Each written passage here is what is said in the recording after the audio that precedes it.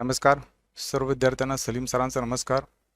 विद्यार्थी मित्रांनो, आज आपण ह्या व्हिडिओमध्ये एक गुणाचे प्रश्न गणित भाग 1 प्रकरण क्रमांक या ठिकाणी देऊन पहिला प्रकरण आहे संच, वास्तव संख्या आणि बहुपदी. ह्या 3 प्रकरणावरचे एक गुणाचे प्रश्न परीक्षेत कशा प्रकारे येतात त्याचा या ठिकाणी ह्या व्हिडिओमध्ये आपण अभ्यास करणार आहोत.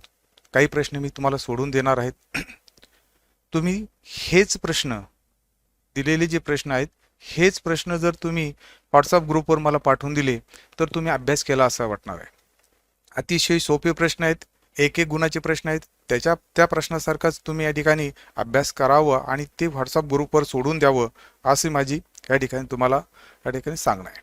बघू किती विद्यार्थी ते प्रश्न सोडवत आहेत. आता बघा, या पाठामध्ये आपण या ठिकाणी संच, वास्तव संख्या आणि बहुपदी याच्यावरचे फक्त एक गुणाचे प्रश्नाचा अभ्यास करणार आहोत. फक्त एक गुणाच्या प्रश्नाचा अभ्यास करणार आहोत. पण ते प्रश्न कोणते आहेत ते आपण या ठिकाणी आता सोडवायला सुरुवात करणार आहोत.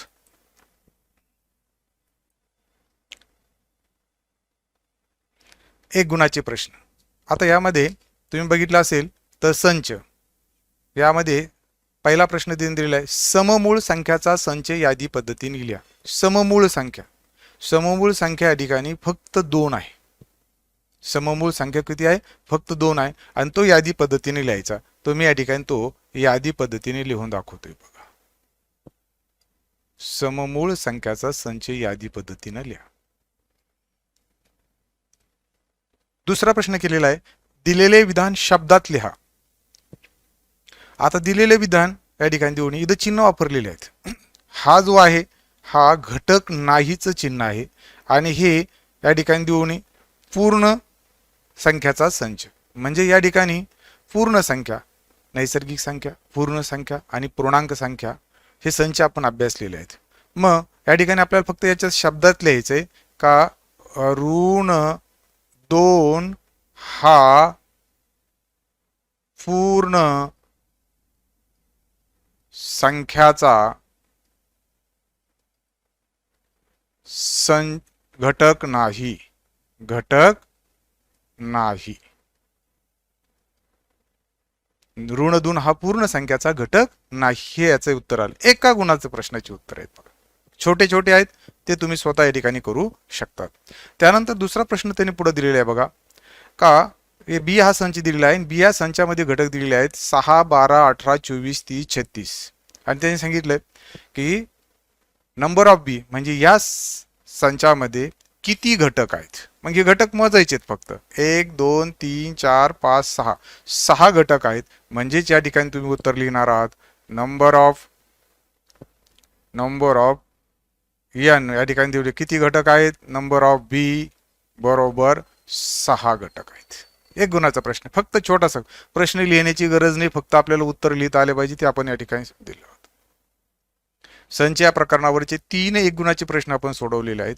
पुढचा प्रश्न त्यांनी दिलेला आहे बघा. आता यम या संचाचे घटक आहेत 1, 3, 5. एन या संचाचे घटक आहेत 2, 4, 6 आणि सांगितले की यांचा छेद संच. छेद संच कशा म्हणतात? दोघांमध्ये जो सामायिक घटक असेल तो घटक या ठिकाणी छेद संचात लिहिला जातो. यामध्ये एकही सामायिक घटक नाही, म्हणजेच हा रिक्त संच आहे. म्हणजे आपण या ठिकाणी देऊ नये, या संचामध्ये 0 घटक आहेत. रिक्त संच, या संचात एकही घटक नाही. म्हणजे बघा, संच या प्रकरणावरचे आपण 4 प्रश्न सोडवलेले आहेत. पुढचे सुद्धा या ठिकाणी आपण सोडवणार आहोत. एक गुणाचे प्रश्न, सगळ्यात सोपे प्रश्न. तुम्ही हेच प्रश्न व्हॉट्सअप ग्रुपवर पाठवण्याचा प्रयत्न करा. पुढचे प्रश्न बघूया. आता दिलेला संच यादी पद्धतीने लिहा.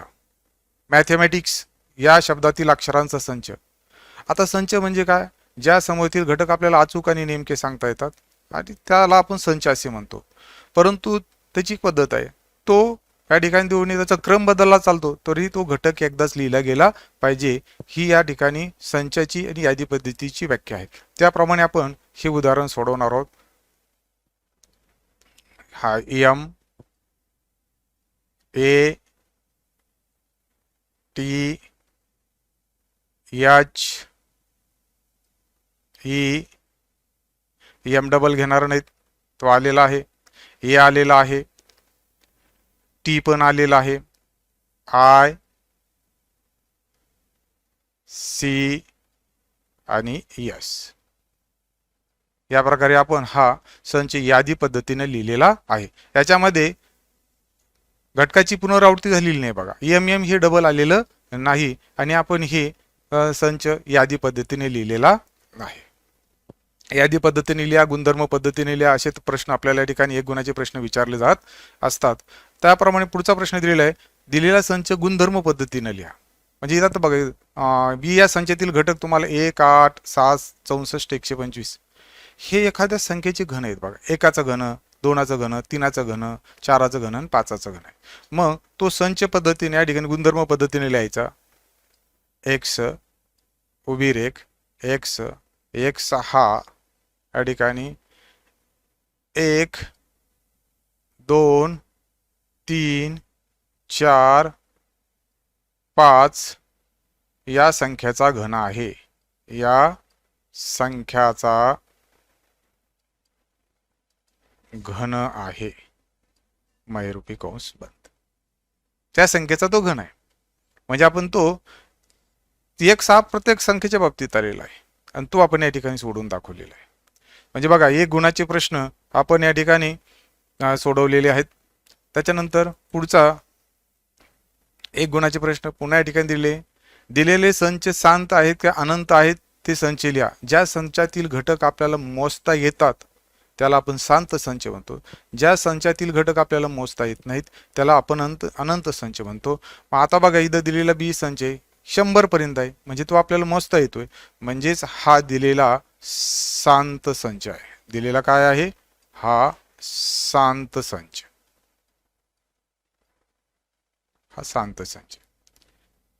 आणि दुसरा दिलेला आहे बघा हा 1, 3, 5 पण पुढे शेवटपर्यंत, म्हणजे कुठे याचा शेवट लक्षात येत नाही, म्हणून याला म्हणणार आहोत आपण हा आहे कोणत्या प्रकारचा संच आहे?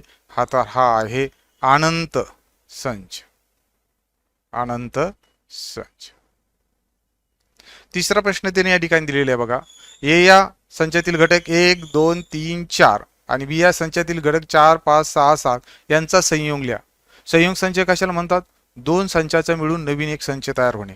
मग आता बघा इथं दोन या संच आपण लिहिणार ए संयोग बी बरोबर दोघांचा मिळून तिसरा संच होणे. 1, 2, 3, 4, 5, 6 आणि 7 दोघांचा मिळून डबल घटक घेतला नाही. या ठिकाणी देऊन बघा इथं पण 4 आहे, इथं पण 4 आहेत, आपण 4 डबल घेतले का? नाही. म्हणजे दोघांचा मिळून जो तिसरा संच तयार होतो त्याला आपण शांत संच असं म्हटलेलं आहे. बघा याच्यावरचे म्हणजे संच या प्रकरणावरचे एक गुणाचे प्रश्न आपण अभ्यासलेले आहेत. त्यानंतर आता आपण पुढचे प्रश्न बघूया. आता ही प्रकरण बदललेलं आहे. आता इथं तुम्हाला एक गुणाचे वास्तव या ठिकाणी वास्तव संख्या या प्रकरणावरचे प्रश्न आपण बघणार आहोत. दिलेल्यापैकी कोणती संख्या कर्णीय आहे आणि नाही ते ओळखा. आता बघा इथं हा घटक दिसतोय 5 ही अपरिमेय संख्या आहे, कारण कोणत्या 5 संख्येचा गुणाकार या 2 सारख्या संख्येचा गुणाकार 5 येत नाही सारख्याच. त्यानंतर 10 ही सुद्धा अपरिमेय संख्या आहे, कोणत्याही 3 सारख्या संख्येचा गुणाकार 10 येत नाही, म्हणजे ही सुद्धा अपरिमेय संख्या आहे. त्याच्यानंतर ही कोणत्या 2 सारख्या संख्येचा गुणाकार 6 येत नाही. 2 गुणिले 3 चा गुणाकार 6 येतो, 1 गुणिले 6 चा गुण, पण 2 सारख्या संख्येचा येत नाही. फक्त या ठिकाणी एवढीच ही संख्या आहे का आपण जर विचार केला तर 3 सारख्या संख्येचा गुणाकार सारखाच येतोय, म्हणजे 3 गुणिले 3 गुणिले 3 या ठिकाणी 2 3 त्रिक 9 9 त्रिक 27, म्हणजेच या ठिकाणी ही संख्या कर्णीय नाही.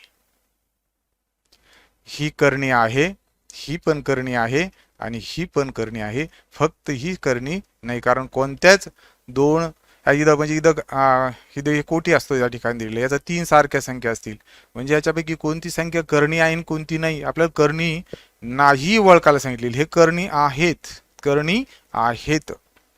म्हणजे आपल्याला या ठिकाणी कर्णीय आहे का नाही हे मी वास्तव संख्या या प्रकरणात तुम्हाला शिकवलं, तुम्ही अभ्यास केलेला असेल, मी याच्या अगोदरच्या व्हिडिओमध्ये पाठवलेले आहे बघा. त्यानंतर दुसरा प्रश्न केलेला, याची अनुबद्ध जोडी लिहा. 7 अधिक वर्गमुळात 3, फक्त चिन्ह बदलायचे विद्यार्थी म्हणतात. असे अनुबद्ध जोडी द्यायला आली 7 वजा या ठिकाणी वर्गमुळात 3, फक्त अनुबद्ध जोडी लिहा. सोपा प्रश्न, एक गुणाचे प्रश्न, खूप सोपे.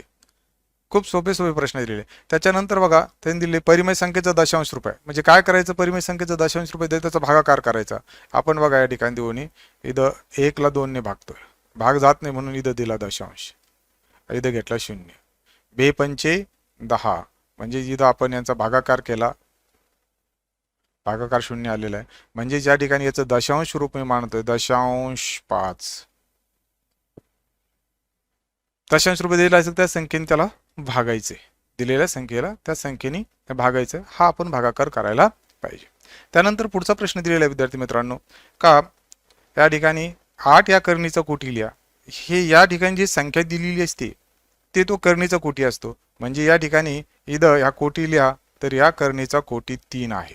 या करणीचा कोटी किती आहे, 3 आहे. बघा वास्तव संख्यावरचे आपण 1 गुणाचे प्रश्नाची उत्तरं या ठिकाणी सोडवलेले आहेत. आता आपण त्याच्या पुढचा भाग या ठिकाणी बघणार आहोत.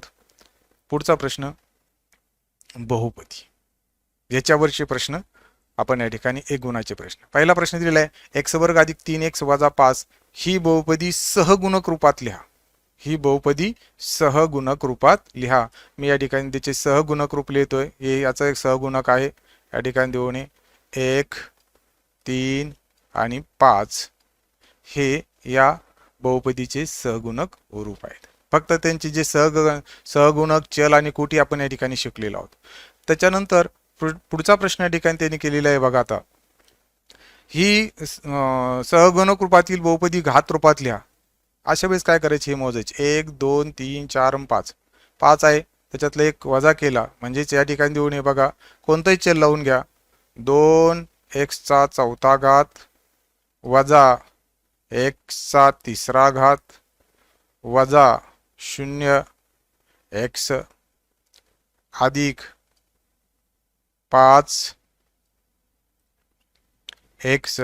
अधिक 6 म्हणजे 4 3 2 1 आणि 0 म्हणजे ही आपण घात रूपात लिहिलेली बहुपदी आहे. आता ही बहुपदी प्रमाण रूपात लिहा. म्हणजे या ठिकाणी देऊन ही बहुपदी घात रूपात आपण या ठिकाणी लिहिली, ही प्रमाण रूपात लिहा म्हणजे याच्यासारखीच आहे. आणि त्याच्यानंतर रेषीय बहुपदीचा कोटी किती असतो, रेषीय बहुपदीचा कोटी 0 असतो. रेषीय बहुपदीचा कोटी काय असतो, 0 असतो. विद्यार्थी मित्रांनो आपण या ठिकाणी 1 गुणाचे प्रश्न 2 गुणाचे प्रश्न या ठिकाणी याच्या अगोदर अभ्यासलेले होते. परंतु संच पहिलं गणित भाग 1 मध्ये संच वास्तव संख्या आणि बहुपदी याच्यावरचे 1 गुणाचे प्रश्न आपण या ठिकाणी सोडवलेले आहे. तुम्ही हेच प्रश्न व्हॉट्सअप ग्रुपवर मला पाठवा.